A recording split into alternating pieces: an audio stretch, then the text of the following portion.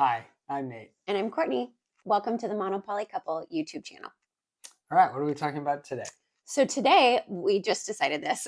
I asked you, what do you think is the biggest struggle for you as the monogamous partner in a monogamous polyamorous marriage?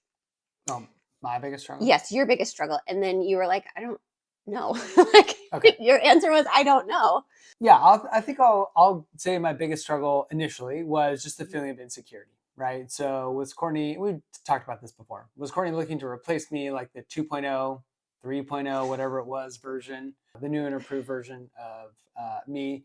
And that has been, that thought is not squashed. Great word. Yeah. Yes. So great way to put it. So just by repetition and Courtney, going on these dates and having boyfriends and coming home and saying like, that's just not true. Like, I don't look to improve, to, find someone new. That's not what this is about. So that was initially my biggest concern. I think that is, as Courtney put, been squashed, quelled, whatever you want to put it. So, but then I think you also asked like, what would be something we might see or you might see in a mono-poly relationship. Correct. Where I would be the mono person in this, obviously, and what other people would think. And I think that the what maybe as a male, we'll do this in typical gender roles for this example, but is that is the man, you are somehow diminished by what your poly partner is doing. So you're less than. So your partner has multiple other partners, and so you may have some feeling about sexual inequality with your partner having multiple other sexual partners or other relationships, or that you're going to get shorted in terms of intention, energy, effort, emotional investment, financial investment potentially in the relationship by your partner having other partners.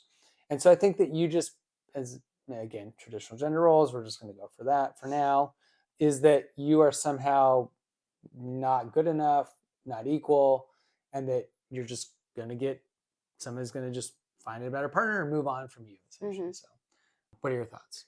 Yeah, I would say some of the things that people ask her, like, oh, what do you think? Don't you think his coworkers are laughing about him behind his back?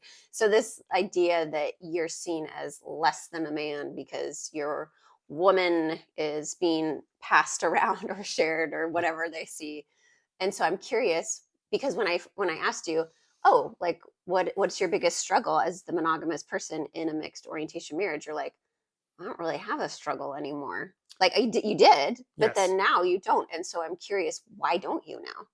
Yeah, great question. I think initially I did have some of those concerns, right? Reason why we weren't open, or Courtney wasn't open to our friends and family initially, was that there was some concern it might affect my job, right? So I'm, as discussed before, I've been in the military for quite a while now, and there are very normative associations with relationships, and less so in terms of gay or bisexual or straight, heteronormative, whatever it may be, but more in that, like, when you have another partner. So affairs or extramarital affairs are seen as extramarital relations. Relations, yes. Not just affairs, yes. Relations of any kind are quite dissuaded and can actually be punishable via legal matters, legal means in terms of your career and your position within the military. Correct.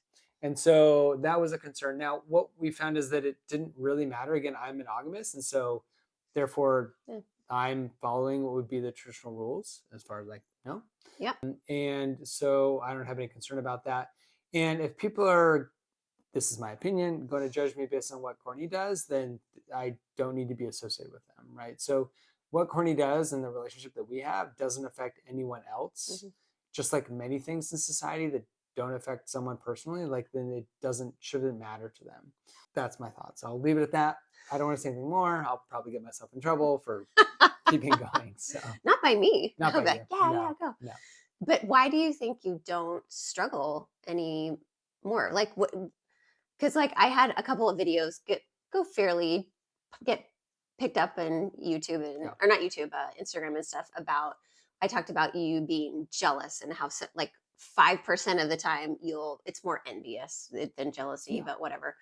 And it's such a small, but like you leave on a trip tomorrow, and like I'm not gonna lie, I'm real envious of this amazing trip that you get to go on. Yes. And I'm sad kind of that I'm missing out on that, and I'm happy for you. Like both things can be true. Yes. So I'm curious, like why do you think you're so like, this is actually a really healthy, strong, satisfying marriage? Yeah, it took me a while to get there, but Yeah. the idea that when you're healthy, and I don't know if you were unhealthy necessarily Mm, before, but you weren't your true self, you weren't actualized, whatever it may be. I think that it was you were holding yourself back, and that mm, was affecting our relationship. I think our relationship, because it's gotten better, has mhm, made me realize that when both of us are good, and I find myself that I'm in a good position now in terms of my career, my life, where we live, what we do, yeah. that I feel good. I've done some work on myself as well with counseling and therapy Hmm. for other things. But and you've done the same, but Yeah. when you're good, when you're your true self and I'm my true self, that when we come together, it's like the powers combined, right? So, yes, Captain Planet, I nothing think said. isn't that So that's what I find that we are Mhm. so much better when we're both our true selves. Yeah. So I don't worry about. So the concerns are, yes, I guess envious is probably the right word when you do something fun, but I think that's a natural reaction to Yeah. seeing someone who, especially you spend time with and care about, and maybe you want to go on this same trip or the experience, whatever it may be. But it's very rare for me now. Also because, as we've talked before, Courtney's dating seems fairly rough and not very fun sometimes. And so it also just makes me think like, oh, I'm glad I don't have to go through that. So What would you say to somebody who is struggling with like yeah. those fears like you had? Like how Yeah. did you work through it? Great question. I think that those fears are real, right? So the way Yeah. you feel is true, right? So you shouldn't diminish those, and you should Mhm. accept that they're what they are. People are allowed to feel how they want to feel, right? We Mhm. don't control how other people feel, and we've talked about that before as Mhm. well. And so go through those emotions, understand why you're having them. Is it something that you're worried about in yourself? Something you're worried about in a relationship? Is it something that you're worried your partner's going to do?